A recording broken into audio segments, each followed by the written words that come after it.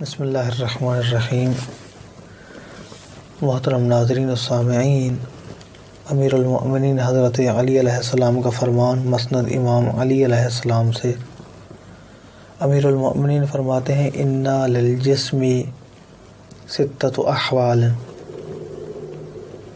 کہ انسان کے جسم کے 6 حالات ہیں: صحت و تندرستی، بیماری، موت، زندگی، نیند اور بیداری۔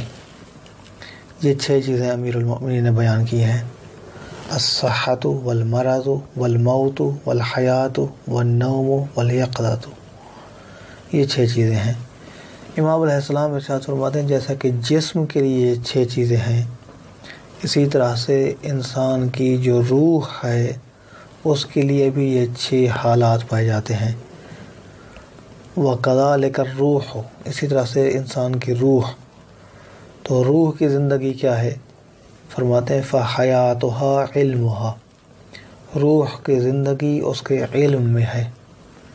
وَمَوْتُهَا جَهْلُهَا، روح کی موت اس کی جہالت ہے۔ وَمَرَضُهَا شَكُّهَا، روح کی بیماری شک کے اندر مبتلا ہونا ہے۔ جو بندہ شک کا شکار ہے گویا اس کا روح بیمار ہے۔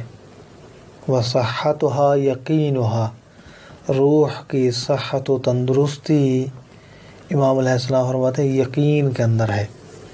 وَنَوْمُهَا غَفْلَتُهَا، انسان کے روح کی اگر کوئی نیند ہے تو اس کا غافل ہو جانا ہے۔ غفلت انسان کی روحانی نیند کا نام ہے۔ وَيَقْظَتُهَا حِفْظُهَا، اور اس کی بیداری یہ ہے کہ انسان اس کو حفاظت کرے۔ جب تک انسان روح کی حفاظت کر رہا ہے گویا کہ روح بیدار ہے۔